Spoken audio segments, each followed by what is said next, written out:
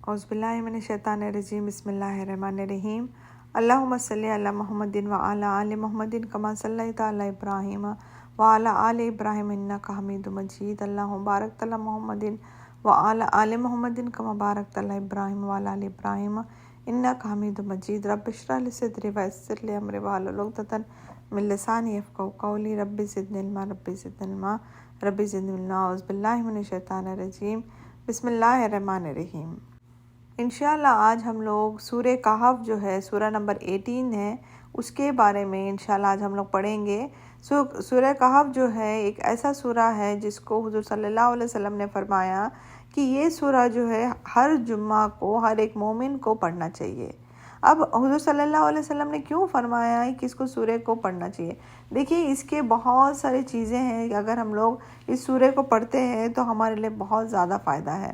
میں کچھ ہی آپ کو بولتے ہیں نا ایک دو ہی بتاؤں گی، اور بعد میں جو رہے گا انشاءاللہ میں آپ کو کبھی ڈیٹیل میں بتاؤں گی کہ سورہ کہف پڑھنے سے ایوری جمعہ ہمیں کیا فائدہ ہے۔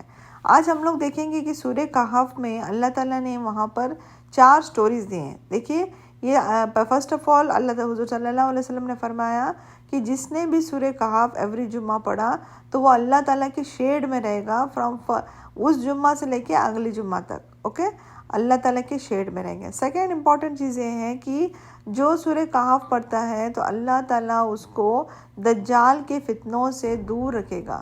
دجال کے فتنوں سے، دجال کون ہے؟ دجال ایک ایسا شخص ہے، دجال کو جس نے آدم علیہ السلام سے لے کے حضور صلی اللہ علیہ وسلم تک ہر نبی نے اپنے قوم کو ڈرایا دجال کے بارے میں۔ تو اللہ تعالیٰ حضور صلی اللہ علیہ وسلم نے فرمایا کہ دجال کے فتنوں سے دور رکھیں گے جس نے سورہ کہف پڑھا۔ تو ہم لوگ آج دیکھتے ہیں کہ اس سے کیا لنکڈ ہے، دجال سے اور سورہ کہف سے کیسا لنکڈ ہے، آج انشاءاللہ ہم لوگ دیکھتے ہیں۔ دیکھیے میں آج آپ کو جو سٹوریز بتا رہی ہوں میں بہت لمبے اس میں نہیں جاؤں گی، ڈیٹیل میں نہیں جاؤں گی، آلریڈی ہم لوگ کور اپ کر چکے ہیں سورہ کہف کا، ہم لوگ نے اس کے پہلے دیکھ چکے تھے۔ میں ابھی آپ کو بولتے ہیں نا چھوٹا چھوٹا کر کے آپ کو شارٹ میں بتانے کی کوشش کروں گی، کیونکہ پھر ہم لوگوں کو ریمائنڈ ہو سکے، کیونکہ آلریڈی ہم لوگ نے اس کو پہلے دیکھ چکے تھے، اوکے۔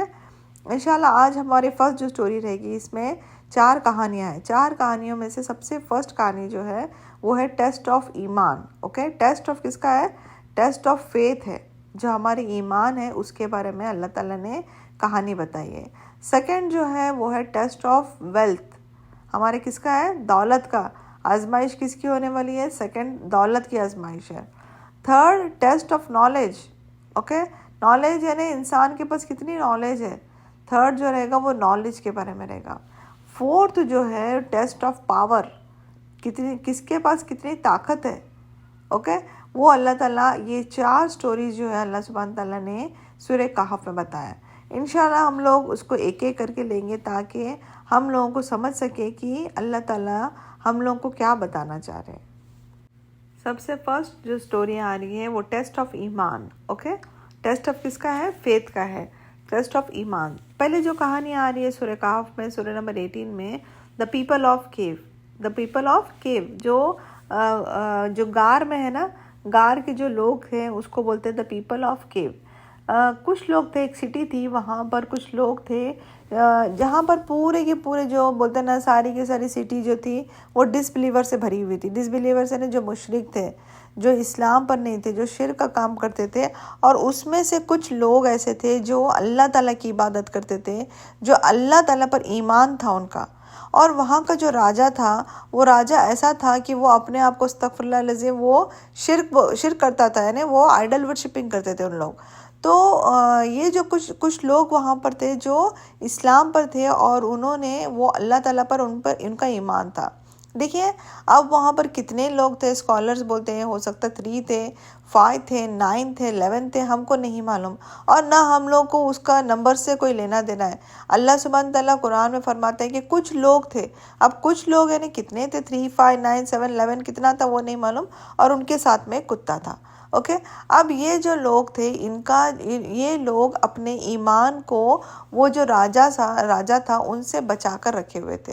یہ نہیں چاہتے تھے، ان کو معلوم تھا کہ اگر راجہ کو یا وہاں کر لوگوں کو معلوم پڑ جائے گا کہ یہ جو لوگ ہیں انہوں نے اسلام ایکسیپٹ کر لیا یا اپنے دل میں اللہ تعالیٰ کی عبادت کرتے ہیں، تو ہو سکتا ہے یہ لوگ ہم لوگوں کو پنش کر دیں گے، یہ لوگ ہم لوگ کو پکڑ لیں گے اور ہم لوگ پنش کر دیں گے۔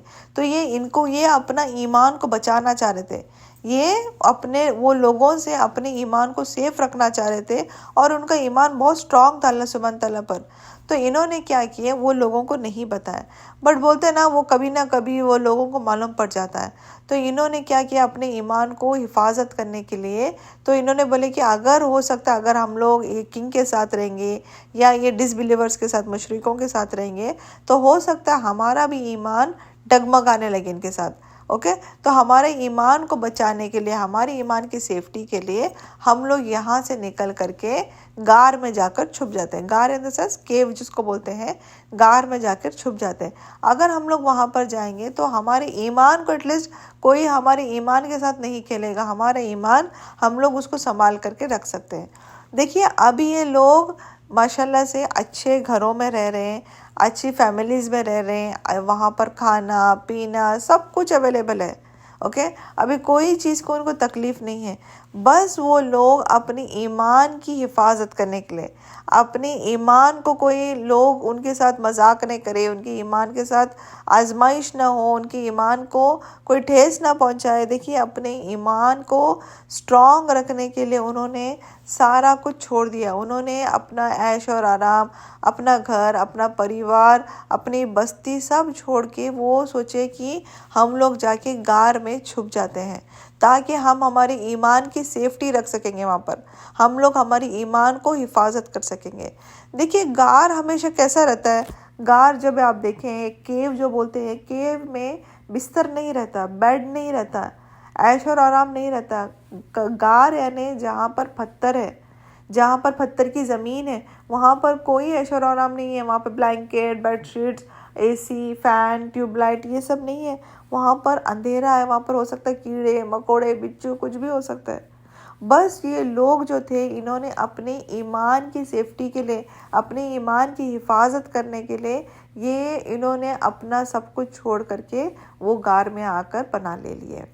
اللہ تعالیٰ کو دیکھیے ان کا ایمان کا جو ٹیسٹ تھا، اللہ تعالیٰ ان کا ایمان کا ٹیسٹ لے رہا تھا کہ ان کو جب انہوں نے جب اللہ تعالیٰ پہ یقین کیے تھے تو یہ کیسے لوگ تھے۔ تو جب یہ لوگ غار میں آ کر چھپ گئے تو اللہ سبحانہ تعالیٰ فرماتے ہیں کہ حضور صلی اللہ علیہ وسلم کی جو حدیث سے آتا ہے ہم لوگ کو، اور اللہ تعالیٰ نے قرآن میں فرمایا ہے کہ جو لوگ تھے ان کو اللہ تعالیٰ نے 309 ایئرس کے لیے ایسی نیند دیا کہ وہ سو گئے وہیں پہ۔ جب سورج آتا تو ان کو سورج کی روشنی تک نہیں لگتی ہے، اللہ تعالیٰ ان کو سورج وہ غار سے تھوڑا سا ہٹ کے دور ہو کے ہی سورج وہاں سے نکل جاتا، یعنی ان لوگوں کو تکلیف تک نہیں ہوتی، یعنی چہرے پہ روشنی نہیں آتی یا کچھ تکلیف نہیں ہوتی، اور اللہ تعالیٰ نے ان کو ایسی نیند دیا، ایسا سلا دیا کہ ان کو بالکل احساس نہیں ہوا کہ وہ 309 ایئرس کے لیے سو گئے۔ جب یہ لوگ اٹھے 309 ایئرس کے بعد تو وہ دوست ایک دوسرے کو بولنے لگے کہ ہم کتنا سوئے تھے۔ تو ایک بندے نے کہا کہ ہو سکتا ہے ہم لوگ دوپہر میں سوئے ہیں اور ابھی شام ہو گئی تو ابھی ایک ہارڈلی 2 to 3 آور سوئے ہیں۔ کسی نے کہا نہیں شاید ہم لوگ ظہر میں سوئے، عصر میں اٹھ گئے رہے گا۔ کسی نے بولے نہیں چند اب بھی تو ہم لوگ آئے تھے، ابھی بھی کچھ ٹائم ہوا ہے، اب بھی سو کر اٹھے ہیں۔ تو ان لوگوں کو بھی بھوک لگ رہی تھی، کیونکہ اب وہ جب تک انسان سوتا ہے اس کو بھوک نہیں لگتی ہے، جب اٹھ جاتا ہے تو اس کو بھوک لگتی ہے۔ تو جب وہ اٹھ گئے تو ان کو بھوک لگنے لگی۔ تو ان لوگ نے سوچے کہ ہم لوگ ان میں سے، ہمارے دوستوں میں سے جو سب سے بریلینٹ آدمی ہے اس کو ہم لوگ باہر بھیجتے ہیں، جو ہمارے پاس جو سکے ہیں وہ لے کر وہ باہر جائے گا اور وہ وہاں سے جا کر کچھ کھانا لے کر آئے گا۔ تو انہوں نے ان میں سے ایک آدمی کو، ان کے پاس جو سکے تھے وہ سکے دے کر وہ آدمی کو بولے کہ آپ جاؤ وہاں پر باہر جاؤ اور کچھ کھانے کے لیے لے کے آؤ، پر یاد رکھنا کسی کے ساتھ کوئی بحث نہیں کرنا، کچھ بھی آرگیومنٹس نہیں کرنا، بس کھانا لے کر آ جانا۔ تو یہ بندہ جو تھے، ایک آدمی ان میں سے ایک آدمی تھا، وہ نیچے آیا اور وہ کھانے کے لیے، جب وہ باہر آئے تو ان کو تھوڑا سا ڈیفرنٹ لگا، ماحول جو تھا تھوڑا ڈیفرنٹ۔ کیوں ڈیفرنٹ لگا؟ کیونکہ وہ 300 سال 309 ایئرس کے بعد کتنی دنیا چینج ہو جاتی ہے، دنیا 2 دن میں چینج ہو جاتی ہے، تو 309 ایئرس کے بعد سوچیے کیسی دنیا ہوگی تھی رہے گا۔ تو ان کو تھوڑا سا ڈفرینس لگا، پر وہ ایک دکان میں گئے اور وہاں پر جا کر انہوں نے جب کھانا مانگا تو انہوں نے اپنا سکہ نکال کر دیا۔ تو وہ جو شاپ کیپر تھا، جو ہوٹل یعنی جو بھی دکان میں تھا، وہ دکان والے سرپرائز ہو گئے کہ یہ سکہ کیا دے رہے ہیں آپ. یعنی جیسے اگر سمجھو میں ابھی پہلے 200 سال پرانا سکہ ابھی میں دیتی ہوں تو کیا میرا سکہ ایکسیپٹ کریں گے ان لوگ؟ اگر میری ممی ڈیڈی کے زمانے کا جو سکہ ہے، اگر اس سکے کو میں ابھی جا کر دکان میں دیتی ہوں اور بولتی ہوں مجھے کھانا چاہیے، تو وہ ایکسیپٹ کریں گے ان لوگ؟